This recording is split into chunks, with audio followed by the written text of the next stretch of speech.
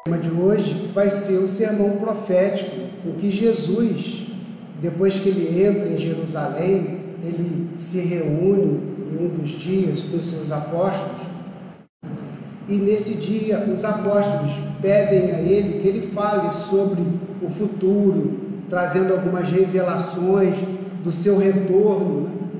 E aí Jesus, nesse instante, narra algumas colocações que nós vamos entender como um sermão profético, que nos demonstra muitas coisas daquilo que naquele instante ele prepara os apóstolos para que pudessem compreender todo um projeto. E aí a gente vai fazer a leitura inicialmente desse pequenino trecho inicial, porque o sermão é grande, para que a gente possa então tentar ir aos poucos conversando sobre ele. E quando Jesus ia saindo do templo, aproximaram-se dele os seus discípulos para lhe mostrarem a estrutura do templo. Jesus, porém, lhes disse: não vedes tudo isso? Em verdade vos digo que não ficará aqui pedra sobre pedra que não seja derrubada. E estando assentado no Monte das Oliveiras, chegaram-se-lhe os seus discípulos em particular, dizendo: dize-nos quando serão essas coisas, e que sinal haverá da tua vinda e do fim do mundo? E Jesus, respondendo, disse-lhes: acautelai-vos, que ninguém vos engane, porque muitos virão em meu nome, dizendo: eu sou o Cristo, e enganarão a muitos. E ouvireis de guerras e de rumores de guerras. Olhai, não vos assusteis, porque é mister que tudo isso aconteça, mas ainda não é o fim. Bom, aí o sermão continua, depois aqueles que estiverem interessados, tá? Mateus, aqui a gente colocou de 1 a 14, e ele ainda tem uma continuação, tá? No capítulo 24. Eu fiz duas anotações no rodapé dessa passagem, para a gente começar a embasar todo o propósito do nosso estudo. Então, essa citação, nenhuma folha se cai sem que não seja pela vontade do Pai, ainda não se encontre nesses textos no cristianismo. Ele dá uma síntese muito importante para que a gente possa perceber que nós, não estamos num barco sem leme, ao acaso, ao relento, que as leis evolutivas acontecem sem uma atenção, sem uma supervisão, sem um projeto.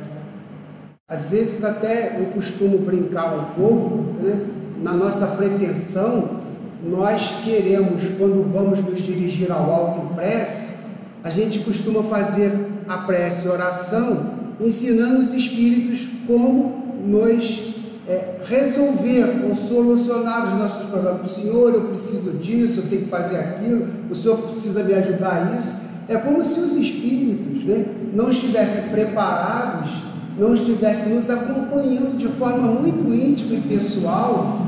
E aí a gente então começa a narrar para esses espíritos o que eles poderiam fazer para trazer solução para as nossas vidas. Então isso já demonstra para nós essa percepção de ausência, porque quando a gente se relaciona dessa forma, a gente demonstra que esse Deus tem que chamar a atenção dele, senão ele não está prestando atenção na gente. E aí a citação, nenhuma folha se cairá sem que não seja pela vontade do Pai, nós precisamos compreender, acima de tudo, que nós existimos em Deus, Nós somos emanação do princípio inteligente que é Deus, Causa primária de todas as coisas. Nada acontece fora de Deus. E aí, nesse instante, essa percepção já vai girar uma chave em nós, em nossa consciência, que nós vamos entrar num patamar de segurança e de tranquilidade tamanho, sabendo que nós, como o próprio mundo, não está ao relento, perdido, diante das hipóteses que nós levantamos das circunstâncias que vêm acontecendo. E outra colocação também: o céu e a terra passarão, mas as minhas palavras não hão de passar. Aqui pode parecer até que Jesus está sendo um pouco que impositivo, ou Jesus talvez esteja infringindo sobre nós a sua autoridade, nos roubando o livre-arbítrio, o direito de escolher. Mas nesse instante que nós vamos perceber é que ele está reafirmando que existe um projeto no qual nós estamos inseridos. E ele, na condição de governador do mundo, ele está atento a esse projeto. Então, aí nós vamos parar e começar a perceber que ninguém está só. Que o Cristo, né, como ele fala, que vem preparar o caminho para que aonde ele esteja, todos nós estejamos junto dele.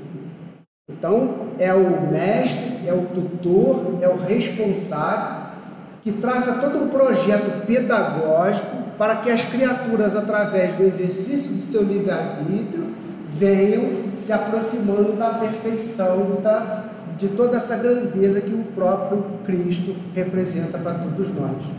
Então, mais uma vez, isso nos traz a tranquilidade do que, por mais que pareça, quando a gente afirma, esse mundo não tem mais jeito, meu Deus, quando esses males vão acabar e o mundo está piorando, isso só existe na nossa incapacidade de perceber que esses espíritos, uma outra situação que eu gosto também de levantar para a gente perceber que às vezes nós temos mais de orgulho do que de sabedoria, porque nós sabemos que a Terra, pelos estudos, tem 4 bilhões de anos e meio atrás, né? Que Jesus, ainda quando na formação do planeta, já tinha recebido de Deus a determinação de organizar o mundo material para receber os espíritos para reencarnar aqui. Alguém consegue compreender um espírito como Jesus, que há 4 bilhões e meio de anos atrás já estava com Deus, né? Então, nos escapa essa percepção da grandeza desse espírito, da capacidade intelectual, da capacidade emocional, da grandeza desse espírito. Nós não temos ideia. Às vezes eu costumo separar para a gente distinguir o Jesus lá na Galiléia, com seus apóstolos, que entra em Jerusalém montado num jumentinho. Isso cabe na nossa cabeça, mas o Cristo de Deus não cabe na nossa cabeça. Esse espírito é de uma estatura, de uma hierarquia tão grande que nós não concebemos. E ainda sinto para a gente perceber que Pedro chama Jesus de bom mestre. E Jesus repreende Pedro: por que você está me chamando de bom? Bom é só o Pai. Não é? Bom é só o Pai que está nos céus, fazendo uma referência a essa presença espiritual de Deus entre nós. Jesus rejeita o título de bom. E aí o que a gente vai perceber? A bondade que nós conhecemos ainda é uma bondade muito humana, muito limitada, porque esses sentimentos, essas virtudes podem alcançar condições que nós não temos ainda capacidade de entendimento. E na reflexão final de tudo isso, que nós vamos perceber é que nós estamos sob o cuidado de mãos extremamente preparadas e competentes, né? Esse espírito, nosso governador espiritual, ele é de uma condição imensurável para que a gente possa se comportar de forma segura diante das circunstâncias que a vida possa nos oferecer. Então, continuando, sobre essas nossas ansiedades, sobre os finais dos tempos, a nova era, essa perspectiva do que vai ser a Terra, o quando da chegada do mundo de regeneração, e o que nós sabemos dos espíritos superiores que têm nos orientado, é que nos momentos de transição, o Pai, como Jesus nos apresenta Deus, um Pai de amor e misericórdia, Então veja que dentre tantas virtudes, Jesus ressalta a misericórdia de Deus para nós. E então, no tamanho dessa misericórdia, antes de sermos transferidos para mundos inferiores de forma sumária, o Pai nos dá uma oportunidade de retornar e provarmos se realmente nós estamos aptos ou se precisamos ir trabalhar a dureza do nosso coração em outros mundos, em outros planetas que vão então nos proporcionar pedagogicamente, de acordo com as nossas condições, os ensinamentos de que nós precisamos. Então, todas as portas estão abertas agora. A misericórdia de Deus, no momento de transição dos mundos, dá uma oportunidade a todos os espíritos que estão em todas as esferas espirituais que envolvem a Terra, desde as esferas mais sem conhecimento, primitivas ainda nas emoções, nas virtudes e nos valores, até esferas outras mais esclarecidas, mas todos estão tendo uma oportunidade. E aí, largo e fácil é o caminho da perdição. Por isso nós temos visto tanta coisa que às vezes a gente não consegue conceber como que o espírito tem condições de fazer tais atitudes. Então, vindo essa grande massa de espíritos que ainda não têm certos valores e princípios, mas estão tendo a oportunidade, chegam e envolvidos pela porta larga das facilidades do mundo, porque imagina, você ter que trabalhar certas virtudes, certos valores, e a inspiração que vem aqui é a gula, né? Tipo assim, imagina você ter que administrar a sua capacidade com um mundo onde existe todo tipo de guloseima. Então a prova é mais difícil, né? A gente às vezes fica lá, abusa e fica difícil, aí você não quer fazer aquilo, mas quem consegue resistir àquela tentação tão facilitada? As possibilidades que a tecnologia nos oferece, né? Hoje, as mídias sociais nos dão a oportunidade de poder distribuir, né, todo esse conteúdo que nós não teríamos no passado. Então, se eu faço um incentivo a uma coisa equivocada no passado, o que acontecia? A lei do marketing diz quando uma coisa ruim é contada de 1 para 8. Uma coisa boa de 1 para 3. Então, como a gente prefere falar mais coisa ruim do que boa? Hoje, com as mídias sociais, o caminho do erro, da perdição, está mais fácil, porque você bota no WhatsApp, lá no grupo, uma mensagem realmente de desânimo, de destruição, de desafeto, e aquilo atinge consciências, um número infinito de consciências. Então, largo e fácil é o caminho da perdição nos momentos, mas as portas estão abertas para tudo, para que a gente não ache que tudo que está acontecendo é senão a misericórdia de Deus, dando a todos os espíritos a oportunidade. Deus não perdeu o controle, ou esses espíritos que estão nessa condição de sofrimento, provocando todo esse rebuliço sobre a face da terra, eles não conseguiram se apoderar da terra, não, pelo contrário, só estão aqui porque Deus lhes está dando a eles uma oportunidade de demonstrarem se estão preparados.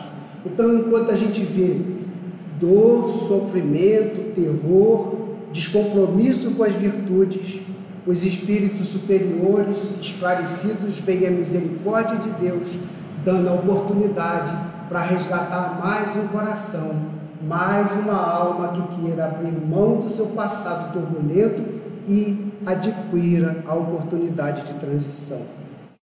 Outra citação, possibilitando e testando a escolha daqueles que aprendeu a amar, né?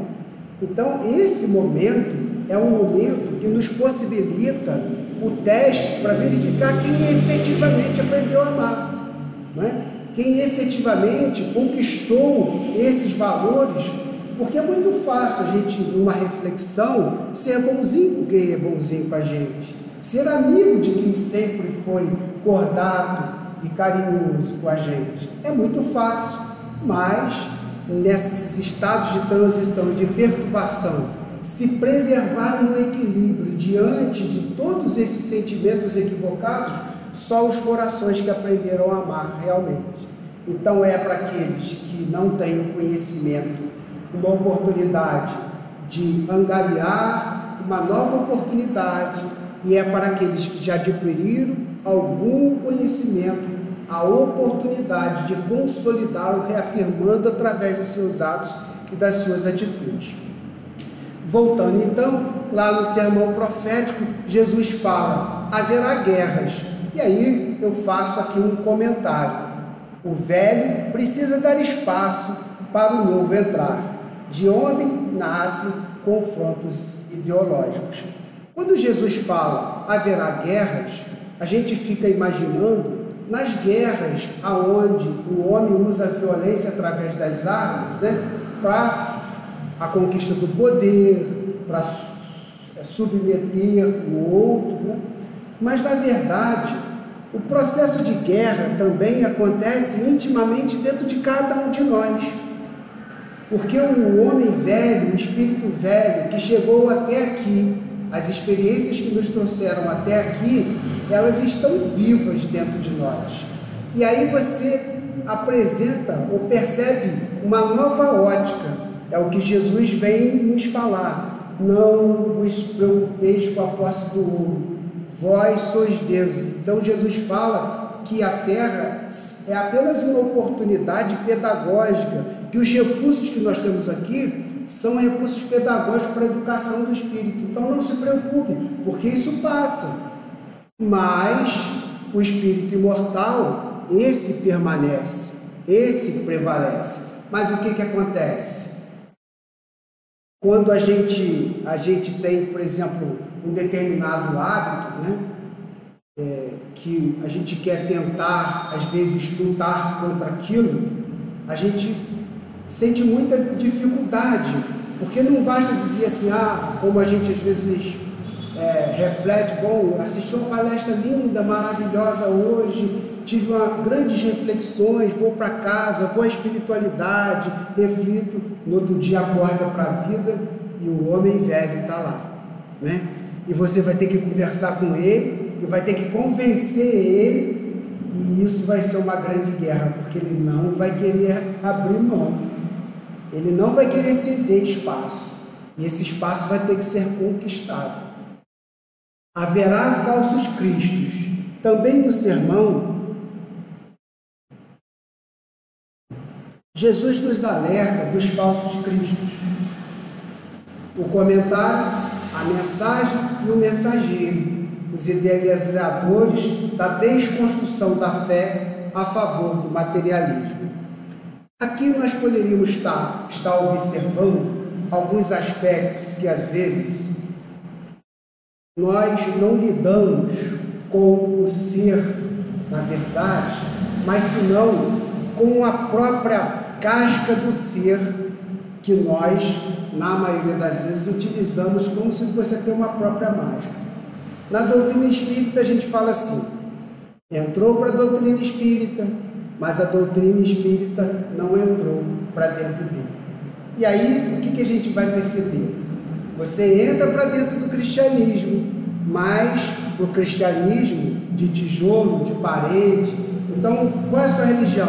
Eu sou espírita, né? E a essência do cristianismo, na sua vivência, no seu comportamento, não acompanha o título da casca do homem, porque o ser, então, ele está apartado dos valores que representa ser cristão. E aí a gente percebe que, no passado mais distante, isso já vem mudado, a tônica dos nossos relacionamentos era sempre a idolatria. Por quê? Porque eu queria continuar fazendo os meus equipos, mas ter um grande amigo poderoso. Porque aí na hora que eu precisasse, esse amigo ia e me socorria. Esse amigo ia e me resgatava. Como se a gente... Jesus, nas nossas orações, porque o Senhor é um grande espírito, é cheio de virtude, é cheio de amor, tá? E daí? Isso fica mais claro para a gente refletir. Eu sempre lembro, né? eu lembro da casa de João Batista, nas festas juninas, né, a gente, na nossa cultura, principalmente nas nossas regiões, né, o Brasil, tem sempre aquela festa de São João Batista, né? Aí você vai na festa, tem cocada, tem quentão, tem cachorro quente, tem todas aquelas atividades, né, para comemorar e homenagear João Batista. Lá na nossa casa, então, às vezes tinha alguns tarefeiros que queriam fazer, vamos fazer uma feijoada, né? Dá para trazer uma cervejinha, dá para fazer isso, aquilo, e eu falo assim, olha gente, eu não estou vendo coerência. Por quê? João Batista era um homem tão austero que ele vivia no deserto se alimentando frugalmente de frutas silvestres e mel, comendo gafanhotos. Era um homem rigoroso e severo com a disciplina, né? Agora você imagina você fazer uma festa para homenagear João Batista. Você pode falar tudo, que a festa é para você, não para João Batista. Porque o que vai acontecer? Não há coerência.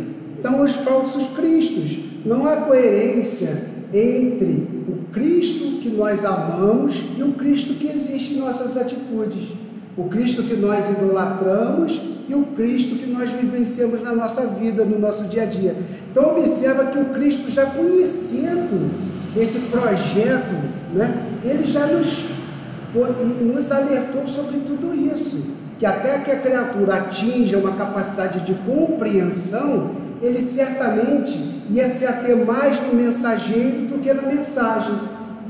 E aí, às vezes, muitas das vezes, o que acontece? A gente se engana, ou a gente vê religiosos importantes, representativos, que cometem equívocos enormes e bota-se a culpa na religião. Mas, na verdade, uma coisa é o mensageiro e outra coisa é a mensagem. Isso para que a gente se situe, para ver o quanto das nossas atitudes estão comprometidas com o Cristo ou quanto elas estão comprometidas com o falso Cristo. Se a mensagem tem a ver com o mensageiro, porque de outra forma é um grande equívoco que nós praticamos, né? Então, quando formos às festas de São João, vamos fazer um dia de jejum. Está aqui um combinado. E certamente João Batista vai ficar mais feliz com a gente, né? Porque certamente o jejum tem mais a ver com ele do que as nossas práticas de alimentação equivocada. Haverá cataclismos. E aí eu coloquei uma citação, né, para a gente refletir, que isso inclusive o Jorge estudou lá falando sobre isso, e ele fala do tecido social esgarçado, a liberdade incondicional sufocando os princípios.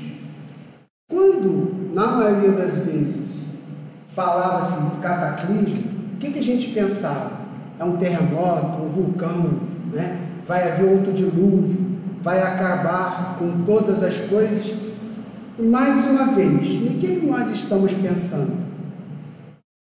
No mundo material. Porque, a Terra acabou. Os espíritos não são imortais? Alguém está com medo da Terra acabar e morrer? Quer dizer que se todos os espíritos de um planeta se desintegrar, os espíritos morrem? Não. Então, o planeta acabou, mas a vida continua, não é? E aí, mais uma vez, a nossa percepção da nossa relação com o mundo.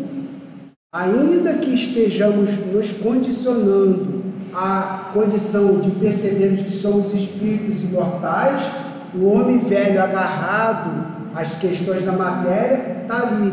Então, na hora que você pensa em cataclismo, né, você pensa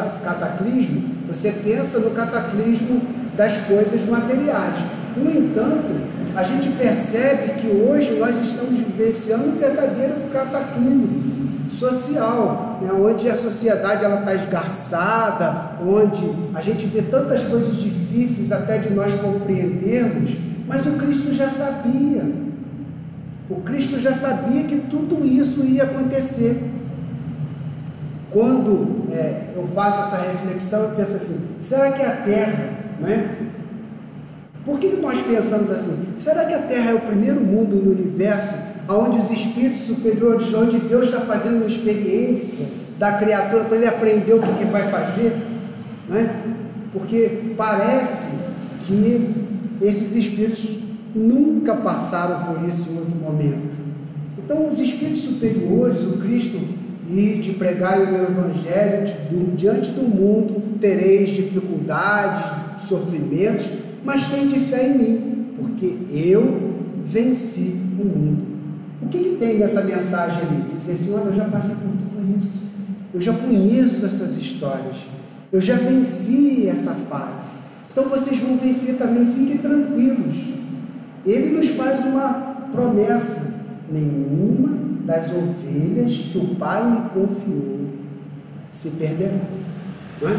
Então a gente vai juntando esses ensinamentos, essas reflexões, e de prático, de útil, para você, tá bom, Carlos, realmente Jesus percebia de prático a segurança de que o mundo está sob os cuidados de mãos competentes. E quando, queridos, a gente sente isso, quando a gente se envolve nessa energia de segurança, percebendo a presença de Deus, percebendo a presença do Cristo, desses mensageiros que têm qualidades e virtudes que nós desconhecemos, olhando por tudo isso, certamente uma grande paz, uma grande segurança, como aquela criancinha pequenininha que às vezes cai e ela vai correndo para o colo do papai e da mamãe, porque o papai e a mamãe sabem como cuidar dela e vai fazer a dor passar. E o papai e a mamãe pegam no colo, dá um beijinho e a dor passa. Né? Nesse momento, às vezes o pai e a mãe nem sabiam o que ia fazer naquele instante, mas o filho que confia corre para os braços do pai e da mãe, porque o pai e a mãe representa a segurança, representa esta paz do cuidador que sabe o que vai fazer. Então o filho verdadeiro, intuitivamente, ele percebe que o pai sabe o que está fazendo. Não há problema sem solução, não há dor que não vá ser mitigada, não há projeto evolutivo que não vai ter uma boa conclusão ao seu final, porque esses são espíritos que conhecem a história da evolução humana, porque por ela já passaram. Haverá perseguição aos ideais cristãos. Os ideais do bem será confrontado. O materialismo tentará se impor, instituindo a perda da fé em Deus. Tudo eu posso, o espalhar do ódio, o desamor e o enfraquecimento dos laços da família. Então, quando o Cristo vem e traz todo aquele compêndio de valores, né, incentivando o amor à família, né, o cuidado com os idosos, o respeito, a condição da filiação, da paternidade, a responsabilidade do pai na educação dos filhos. Né? Então, desde os primórdios, quando Cristo nos traz esses conhecimentos, isso vem se sedimentando em nossos corações, em nossa vida e nossa vivência. Só que hoje, como nós estamos passando por um momento de experimentação, espíritos que não têm essa mesma convicção e esses mesmos valores estão a conviver conosco e tentarão, de qualquer maneira, nos convencer de que isso é desnecessário e tentar nos vender mais uma vez aquela condição que já experimentamos no passado, porque quando Cristo vem, a humanidade, naquele instante, não via perspectiva numa vida material, porque não adiantava, no final era sempre sofrimento. Então por que eu vou investir nas coisas materiais se, eu brincando mais uma vez, só para a gente ficar alegre, caixão não tem gaveta, que resume essa... Não é? Então para que eu vou investir as minhas forças, as minhas energias naquilo que é transitório e que é passageiro? Né? E hoje haverá perseguição aos ideais.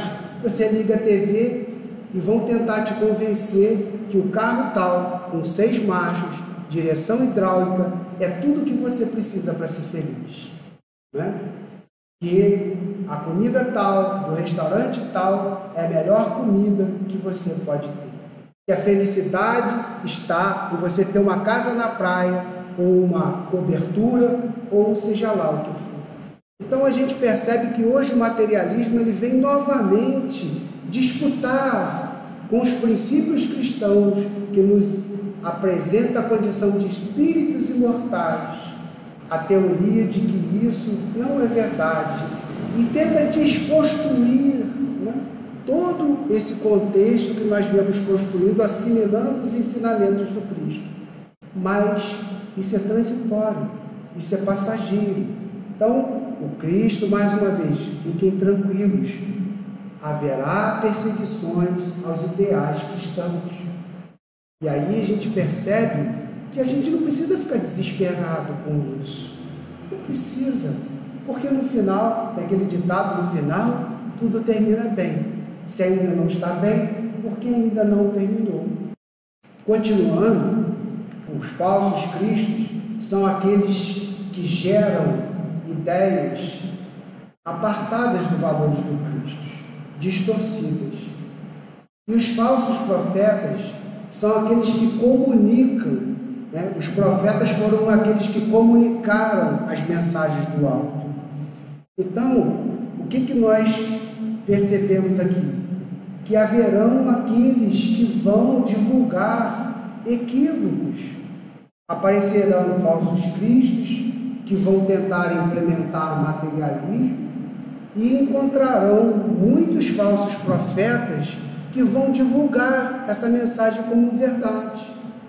Então, a gente todo dia é bombardeado por se não um número imensurável de tentativa de nos desconstruir em nossos aspectos religiosos, filosóficos. O materialismo tem uma mensagem que ela fala assim: olha, você está se sentindo sozinho, você está se sentindo, ninguém liga para você, deixa o boleto atrasado. Ela é uma provocação. Por quê? Porque o mundo material, o materialismo, ele não te esquece.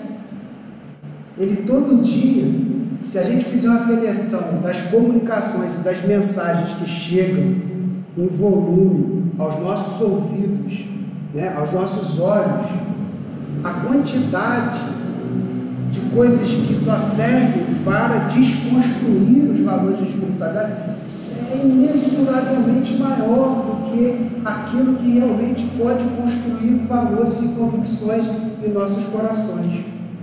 Então, por haver falsos profetas, muitos dispostos a divulgar essas mensagens equivocadas, nós seremos bombardeados diariamente por todo esse conteúdo que vai nos causar prejuízo, fazendo com que às vezes a gente diga: será que eles não têm razão? Será que realmente para ser feliz eu não preciso de um carro de 6 marchas? De vez em quando a gente se sente tentado de ir lá na concessionária, né? Porque será que a minha felicidade não está nesse carro?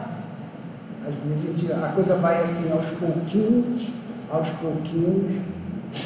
comunica e propagandeia esses ensinamentos equivocados. E por se multiplicar a iniquidade, o amor de muitos esfriará. E aqui para o movimento espírita, então, é uma coisa assim: mas aquele que perseverar até o fim, esse será salvo. E eu coloquei para a gente refletir sobre, e por muito se multiplicar a iniquidade, o amor de muitos se esfriará. Sabe aquela passando tantos dias, vendo tantas coisas erradas, equivocadas acontecendo, e aí de repente a gente começa a ver: puxa vida, só chega notícias ruins, só acontece coisa ruim. Quer saber? Eu estou achando que esse mundo não tem mais jeito. E aí eu coloquei: quer saber? Dane-se. É aquela atitude e aquele comportamento aonde o nosso compromisso com o bem esfria, e a gente achando que porque existem tantas coisas erradas, tantas pessoas fazendo isso ou aquilo que não deveria fazer, que isso justifica que nós paremos de perseguir o propósito do cristianismo em nossas vidas em nossos pensamentos, em nossos sentimentos. Porque, fulano de tal, não vou ajudar ele não, porque não gosta de trabalhar, né? Não tem responsabilidade, por que eu vou ajudar? Tem uma citação que eu gosto muito de falar, de um espírito protetor, que ele cita no final da comunicação do livro a seguinte colocação: Deus é tão misericordioso que Ele permite ao espírito uma vida inteira de erros para que ele tenha um único momento de arrependimento. E aí o que a gente vai perceber? Na literatura espírita tem vários casos e várias citações que às vezes uma pessoa fez tudo de errado e, no entanto, apareceu um coração amigo que não abriu mão dele, que não deixou de apoiá-lo, de ajudá-lo. E aquele ato de amor, quando todos viravam as costas para ele, fez com que ele virasse a chave. E aí então a gente vai perceber que às vezes, nesse instante, nesse momento, a gente não percebe o quanto aquele tipo de atitude, aquele tipo de comportamento que nós estamos praticando, ele está sendo observado. Eu, numa atividade no trabalho mediúnico, estava dirigindo uma reunião e chegou um marido, eu não sei se eu já contei isso para vocês, e ele falou assim: olha, eu queria ter a oportunidade aqui para desabafar e dizer para vocês, para que a minha história sirva de lição para a vida de vocês também. Eu fui o pior marido que um marido podia ser.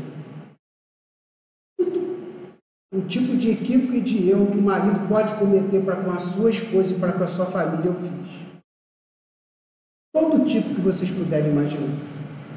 Eu era arrogante, era violento, eu era irresponsável, mas a minha esposa, ela nunca abriu mão de nossa família. Ela sofreu e passou por todo tipo de dor e de provação que eu pude provocar a ela e aos meus filhos, e ela, em nome do nosso amor, da nossa família, sempre proveu aos nossos filhos o amor que eu nunca soube dar, sempre foi uma pessoa extremamente digna.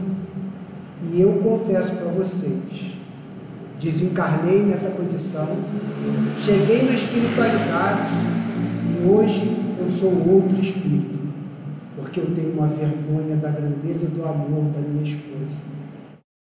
Eu tenho vergonha de como o espírito pode amar tanto, de se submeter tanto a todo tipo de erro e de equívoco, e hoje eu tenho vergonha de me apresentar perante ela.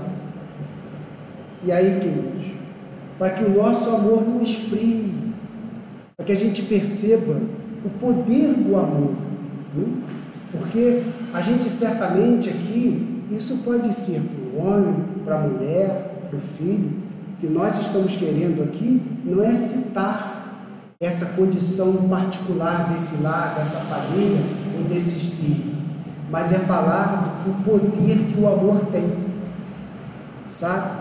E às vezes então dezenas de pessoas estão no caminho do erro e nós estamos perseverando, tentando manter a dignidade, e esses estão nos observando. E um dia no plano espiritual, quem sabe, a nossa dignidade vai convencê-los de que existe outra forma de agir. Existe outra forma de virar a chave e compreender a presença dessa espiritualidade de Jesus em nossa existência. Para a gente concluir, passamos 2 minutinhos, então eu trago lá o finalzinho do sermão, desse trecho: e este evangelho do reino será pregado em todo o mundo, em testemunho a todas as nações, então virá o fim. Então não precisaremos mais da pedagogia de um mundo material, que já estaremos vivenciando o Evangelho do Cristo. Jesus nos abençoe, nos ampare, para que possamos, ainda muito a realizar, muito a aprender. Espero que dentro dessas reflexões a gente possa estar produzindo resultados práticos em nossa vida.